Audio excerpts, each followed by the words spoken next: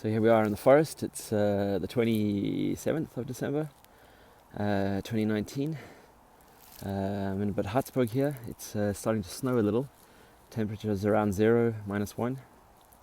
But I wanted to tell you a little bit about the Kona Process 134 CR that I've recently built. So this is my short intro as per usual. Enjoy, and here goes. Just a little bit about the initial part of the bike build. It was obviously the first thing is to get it out the box and take off all the packaging, and that was something we did with a lot of excitement. And then to strip the bike down completely, and I mean to nothing. Like I took out the headset, the BB, stripped the bike down to nothing to get it ready to build up with the custom parts. The fork stayed the same, and obviously I used the shock as well, but everything else changed. Headset.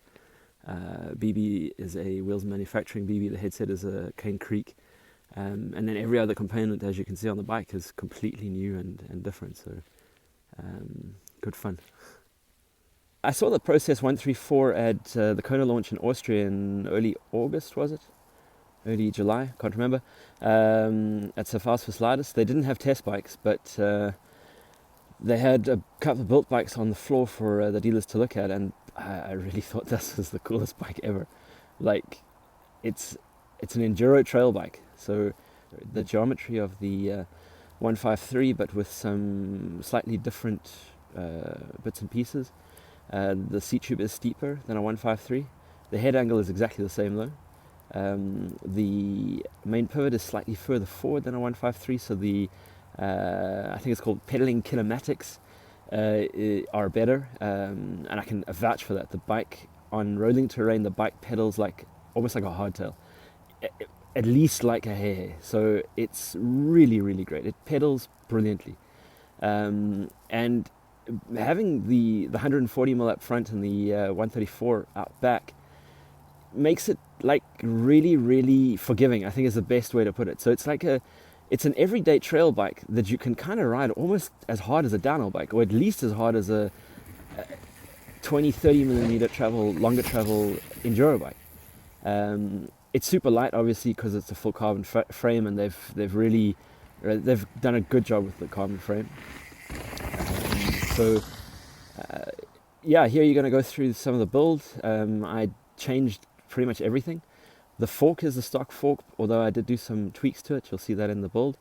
I always strip forks. I never run a standard fork, just to make sure that the lubes are up to date and not like gungy and stuff like that. I also put a little bit of extra lube in the dust wipers to make the fork accelerate a little bit faster out of its sag setting, so the fork is much more sensitive after I've tweaked it. On the bike, as you can see it over there, it has the air shock that comes stock with the bike. But I have opted for a DH X2 with a climb switch, or with a 2-position switch, as Fox calls it, as like the more park setup. I'm just riding around in really cold conditions and stuff, so I need all the help I can get. So I'm keeping the bike very much in the air configuration. It's just easier to pedal.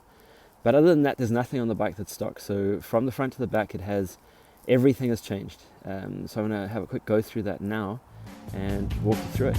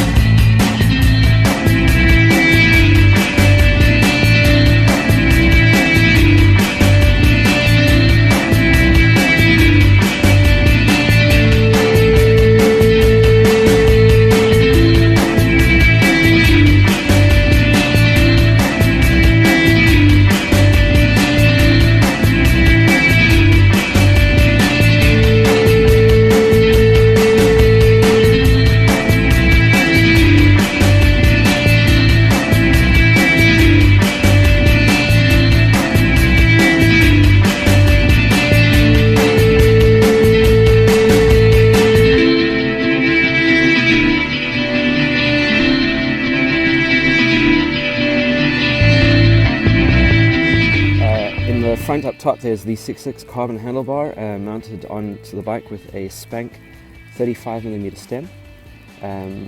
The XTR trail brakes are my stoppers of choice. There is the DI2 shifter, so the bike is 11 speed instead of 12 speed now, and I really like the ESI grips. I do battle with hand issues getting older.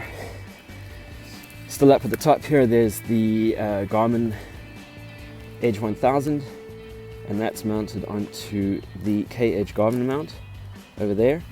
And a nice little part in the front here is I'm running the OneUp Components EDC tool with everything in it, all with me on the bike wherever I go. Dropper post lever is different because I'm running a Fox dropper post. I'll go back to that.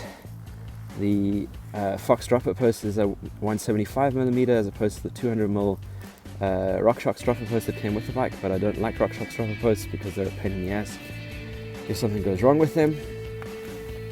There I've got a tube, 2 bombs and a bomb head attached to the back of the bike, so I like to have my tools with me on the bike.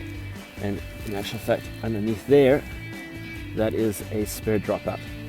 On the top I'm running the S-Works Phenom saddle from Specialized. I just really like the saddle, it's comfortable and you don't get any nut related pains. Coming down here in the front, there's the CSixx END29er rim. It's a 32mm wide rim. I'm running a 180mm brake disc up front. I don't feel the need for more. With the XTR Trail caliper, and then in the middle here is a DT240S boost hub, and the wheel is laced up with Pillar double-butted super light spokes, and the contentious issue, the white wall Onza Porcupine tires. Moving backwards, crank has changed. The first thing was obviously the BB. In there is a Wheels manufacturing BB with a 180mm long XT crank. That I use that because I really like the advantage of having a slightly longer crank because of my really long legs. On the crank I've mounted a C632 oval chainring with step teeth. Holds the chain really well, and then keeping everything in place is the CSixx light enduro chain guide. Moving backwards, it's running a Whipperman black gold chain just for bling. On the back is the XTR derailleur, DI2, I have obviously 11 speed, and I'm running the E13 Components 946 cassette. The 946 cassette is just gives you the advantage of having SRAM range, almost. Obviously it's not 50, but it's 46, and it's good enough for me. Small disc on the back there. I have a 160mm brake disc on back. Again, I don't really feel the need to run more at this point, but once I get into the summer bike park riding, I might change to a 180-200 combination on the bike. In the back, the same rim from CSixx, the 29er END rim, laced onto a DT240S hub, and again with the Pilar double-butted super light spokes. And that's pretty much it. What you can't see here is, you can see here's the cabling. So the bike was quite a mission to get the cabling in, but it worked. There's a shifter over here, electronic cable that runs to the junction box with the indicator on it and the charging port. From there, a cable runs down the frame, comes out at this point over here, runs into the down tube, or the seat tube, sorry. The battery is sitting in the seat tube with the junction box, and then from the junction box you have a cable that runs back to the derailleur.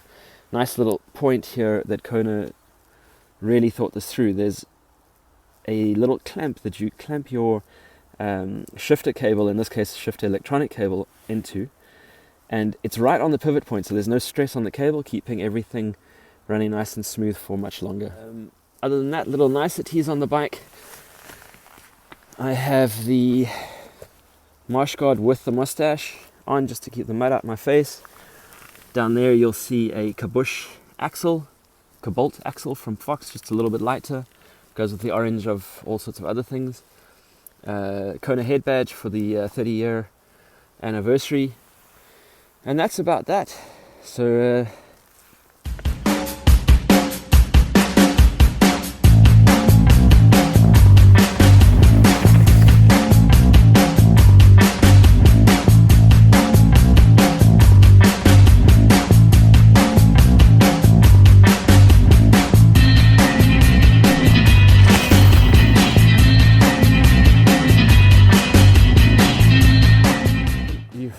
So I hope you enjoyed this video. Yeah, just stick with the channel and you'll see ride reviews and so on of the bike. If you like what you see, please click the like button, and if you enjoy what you see on my channel, please subscribe. And we'll see you next time. Cheers.